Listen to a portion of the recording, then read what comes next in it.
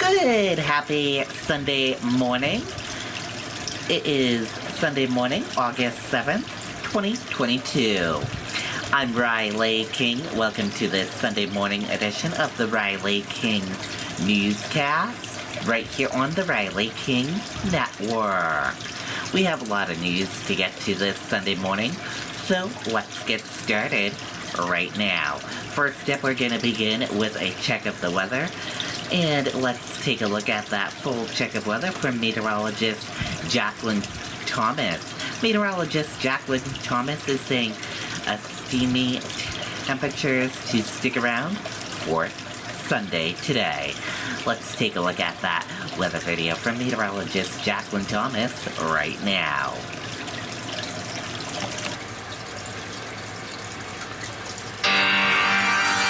What does it take to be the best? It takes guts, grit. Thanks for watching. I'm meteorologist Jacqueline Thomas. Of course, the steamy weather has continued right into our weekend, and it sticks around tomorrow as well. High temperatures today got back into the 90s for most of the state, and 95 in Rochester, 96 in Manchester this afternoon. So, yeah, a steamy day. That 96 for Manchester, actually a new record high, beating 95 from back in 2018. And the excessive heat alerts. This is what we've got, that heat advisory continuing right through Sunday.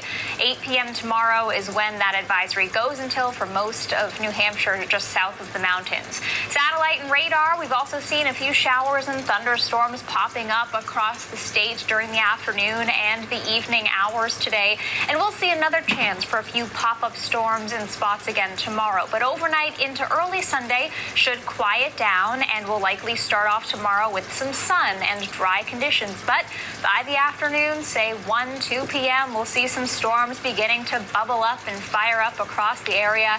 And 4 or 5 o'clock or so, I expect that activity to become a bit more widespread. And really anywhere in the state is fair game for a pop-up shower or storm tomorrow. Could see downpours, of course, a couple of gusty winds possible with any storm as well. And then we dry out late Sunday night before another chance for some showers and storms to start the week. So overnight, we clear out, but we don't cool off much. It's going to be a pretty mild overnight period. 60s north, some 70s south with that high humidity sticking around. And we're back in it tomorrow. 90s for a good portion of the state again with the high humidity. That chance for an isolated shower or storm. But you'll notice in the 7-day forecast that we just really got to get through tomorrow, even Monday, and then we'll start to see some relief. High temperatures get back into the 80s by Tuesday and Wednesday. Some spots could struggle to even get out of the 70s. So yeah, cool down is on the way, and the humidity will fade a bit with it. Okay, and there you go on that weather forecast. Meteorologist Jacqueline Thomas. Thank you, Jacqueline.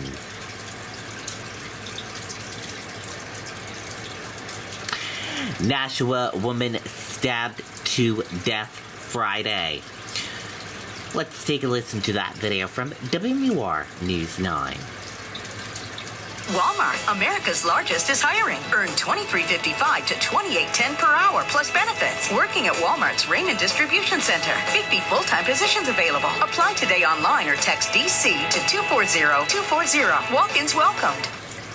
Police responding to a multi-unit building on Kinsley Street just before 6 o'clock Friday evening found a woman dead inside one of the apartments. Today, it was revealed that 34-year-old Julie Grachin had been stabbed, but so far, no arrests have been made. Is there a suspect? The investigation is still ongoing, so I really can't comment on that now. I can tell you that Nashua police officers are actively investigating the case. This death marks the 5th homicide in New Hampshire this week, 2 of those in Nashua on Friday. Earlier in the day, 53-year-old Lee Nodig was shot and killed at a gas station. 19-year-old Alexander Wheeler was arrested in connection with that and is scheduled to be arraigned on Monday. It's upsetting, it's concerning, it's tragic, but there's nothing that ties any of these together. New Hampshire averages 19 homicides per year. Since January, there have already been 22. And anyone with information regarding Julie Grachin's death is asked to contact the Nashua Crime Line. I'm Hannah Cotter, WMUR News 9. Okay, and there you go on that video and that report.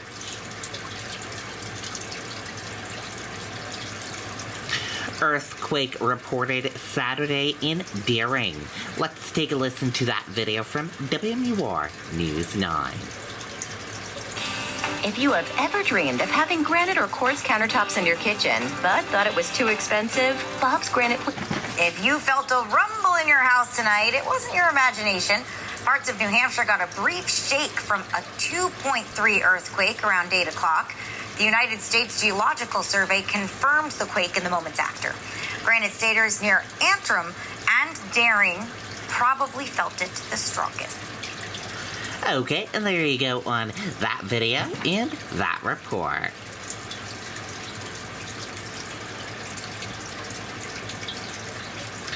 Authorities searching for evidence in connection to Northfield triple homicide investigation. Let's take a listen to that video from WMUR News 9.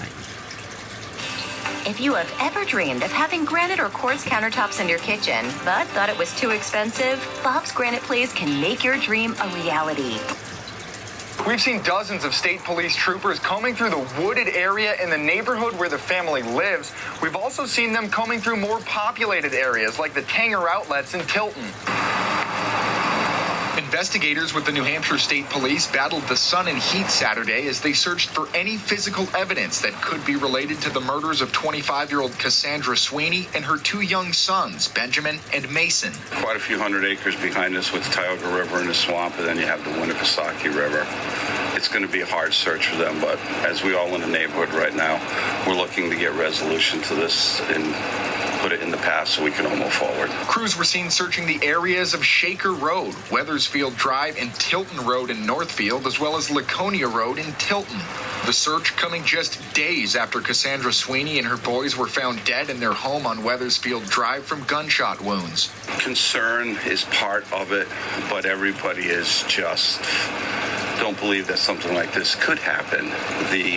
It's an awakening, very much of an awakening. For neighbors, the situation is unsettling, especially as the New Hampshire Attorney General's office says there have been no arrests made and nobody charged. And we've never had anything, not even a break-in in the neighborhood. The AG's office does not believe the murders were random and says there is no threat to the general public. However, no details have been given about who called 911 and how the bodies were found. Yeah, very, very, very concerning. And knowing our police force in the state, they'll get to the bottom of this, and then we can all put it in the past. In Northfield, Scott Cook, WMUR News 9. Okay, and there you go on that video and that report.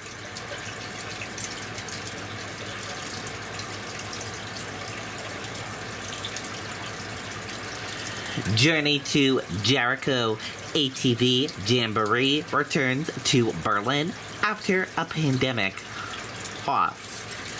Let's take a listen to that video from WMUR News 9. The biggest threat to your chimney is actually water, not fire. Rain, snow, and ice will slowly destroy the masonry. For the first time in 2 years, the Journey to Jericho ATV Jamboree returns to Berlin. After a hiatus due to COVID-19, organizers say this year's event brought an overwhelming response. They say 3,000 people attended yesterday, and last night's block party had its biggest attendance yet. Attendees could expect monster truck performances, mud runs, concerts, and some more. For people in the North Country, the event symbolizes a return to normalcy. To see the streets lined with people, the hotels full, lines at all the restaurants. I mean, last night it was truly amazing. There was a constant flow of ATVs driving up the street. It's just exciting to see people come to the North Country and see all that we have to offer up here, because sometimes we're the forgotten part of the state. Organizers say people flock to the event from around the country. Okay, and there you go on that video in that report. Looks like a fun event to check out.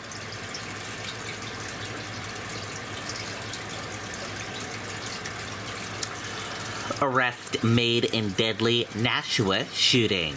Let's take a listen to that video from WMUR News 9. To be a part of the team at Caesar Chimney Service, the only prerequisite is be just a little bit crazy. We can train you to do everything that we do. The perfect employee is somebody that just wants to work and is not scared of getting dirty. If you don't need any prior experience, if you need to have worked on chimneys before or roofs, we've hired Amazon drivers, we've hired McDonald's employees, we've hired high school students. Also in Nashua, a 19-year-old in police custody following a deadly shooting at a Nashua gas station. The Attorney General's office says Alexander Wheeler of Nashua is now charged with second-degree murder in the shooting death of 53-year-old Lee Nodig. Police say they were called to the Sunoco on Amherst Street just before 11:30 yesterday morning, found Mr. Nodig on the ground outside the station. CPR was attempted, however, they could not save him. I feel bad for the person that got shot and the family that had to deal with all that. But I don't know the backstory behind a lot of this. All we can do is just pray for the victim's family. Maybe that'll bring them some comfort in all this. Wheeler is scheduled to be arraigned on Monday. Okay, and there you go on that video and that report.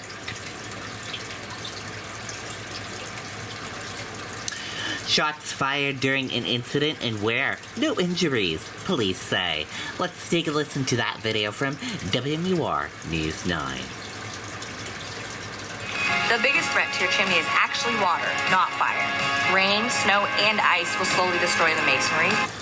Heavy police presence earlier this afternoon at a home in Ware. Officers were responding to reports of a potential mental health crisis on the 200 block of Mountain Road. When they arrived, police say they found a man had barricaded himself in a second-floor bedroom, so they used a drone to get a closer look. That's when police say the man fired 2 shots from the window before surrendering. Once the shots were fired, we are obviously in this area, we rely on mutual aid quite a bit. Multiple jurisdictions responded just out of concern to ensure the citizens were safe and the scene was safely secured. No one was hurt. The man was transported to the hospital for evaluation and is being charged with 2 counts of reckless conduct with the firearm. Okay, there you go on that video and that report.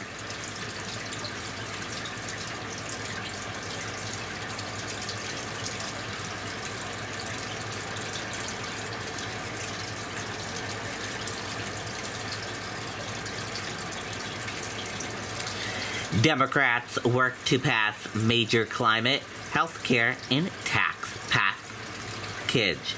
Let's take a listen to that video from ABC News.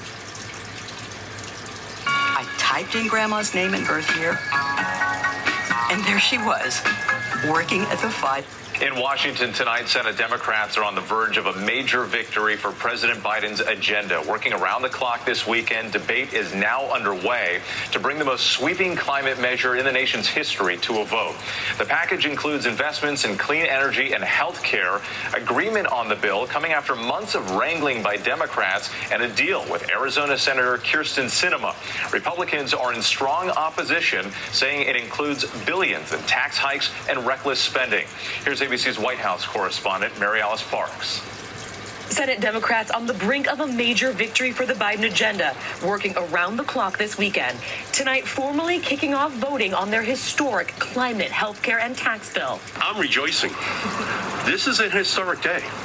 On wind, on solar, on all-electric vehicles. The bill makes the single biggest investment in clean energy in the nation's history, allows Medicare to negotiate some prescription drug prices, sets a cap on drug costs for seniors, and locks in a minimum corporate tax rate of 15%. The deal coming after months of negotiation among Democrats.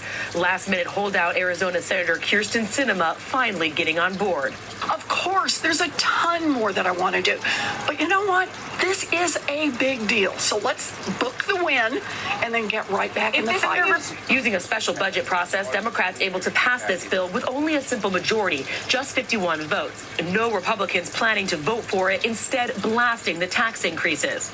Democrats want to ram through hundreds of billions of dollars in tax hikes and hundreds of billions of dollars in reckless spending. Democrats, though, rushing to get this to the president's desk with only 3 months to the midterms. And now we are giving our candidates something that they can be excited to talk about. Mary Alice Parks joining us from the Capitol. And Mary Alice, debate is happening right now. So what's the bottom line here? When do Democrats hope to get this passed? Yeah, with the Democrats I talked to, clearly excited. They say this is a game changer. In the Senate, they want to get this done this weekend. They're committed to staying as long as it takes. But with this does have to pass the House before it goes to the president's desk. Mary Alice, thanks. And be sure to tune into This Week tomorrow morning as Senate Democrats seek to pass their climate and tax bill. George Stephanopoulos will go one-on-one exclusively with Democratic Senator Chris Coons and GOP Senator Mike Rounds. Hi, everyone. George Stephanopoulos. Okay, and there you go on that video and that report. Thank you for tuning in and watching this morning edition of the Riley King Newscast right here on the Riley King Network. Goodbye, everyone.